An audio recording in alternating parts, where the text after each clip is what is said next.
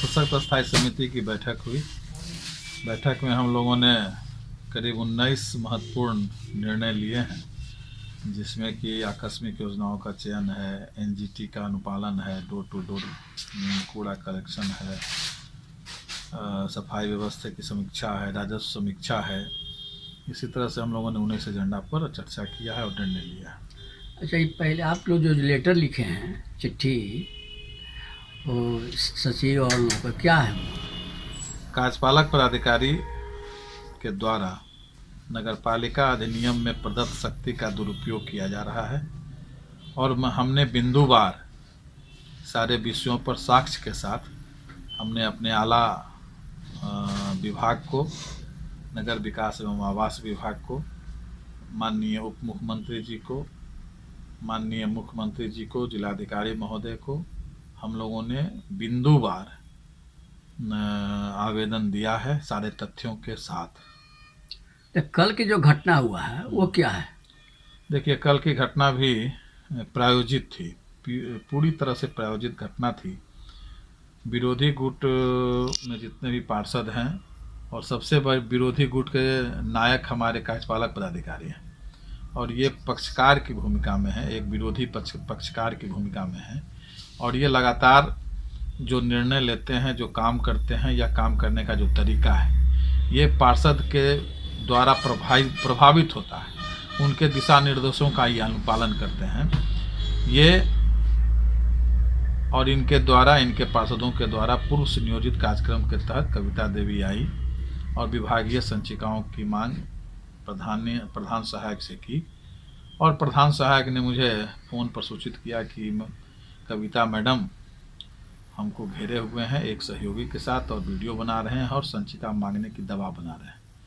हम लोग अपने कक्ष में बैठे हुए थे अपने पार्षद समर्थक के साथ और अन्य जनता के साथ।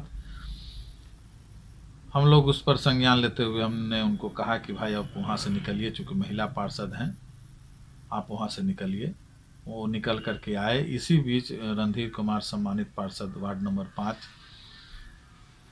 नगर परिषद के कार्यालय में आए और जोर जोर से गाली देते हुए ऊपर गए, ऊपर से फिर नीचे गए। वो सबों को गाली दे रहे थे और चेयरमैन पदनाम का संबोधन कर वो गाली दे रहे थे।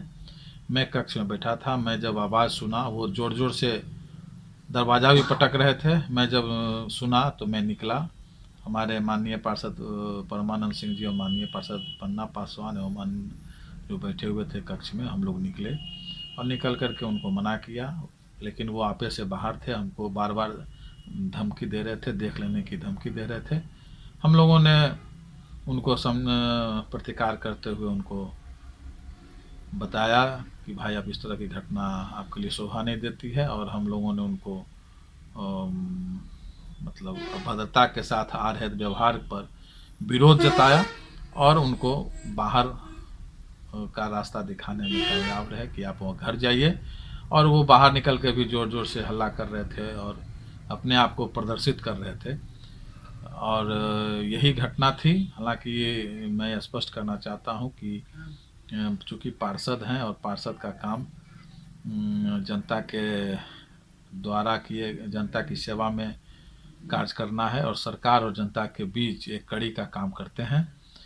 उनको आर्थिक लाभ से कोई सरोकार रखने की ज़रूरत नहीं है और जहाँ तक संचिका मांगने की बात है तो वो विभागीय कार्य से संबंधित था और विभागीय कार्य राणा जसवंत सिंह कनीय अभियंता के नाम से है।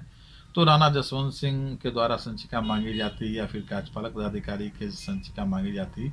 हालांकि मुझे जहाँ तक ज्ञात है कि ये सारी संचिकाएं कार्यपालक पदाधिकारी खुद रखे हुए हैं, अपने पास रखे हुए हैं और 14-14 चेक भी लेखापाल से लेकर के अपने कस्टडी में कई दिनों से रखे हुए हैं और वो सीधे अपना संचिका को लिखते हैं और निष्पादन करते हैं। वो लगातार जो कार्य है वो नियम विरुद्ध कर रहे हैं। अच्छा, ये कार्यपालक पदाधिकारी कर रहे हैं कि आप जब भी मीटिंग बुलाते हैं तो 27 के कितना दिन पर क्या है? वो 72 घंटे का कोरम बताते हैं। हाँ। आप ये समझिए कि 72 घंटे की गिनती मुझे नहीं आती है। 18 साल से पार्षद हैं।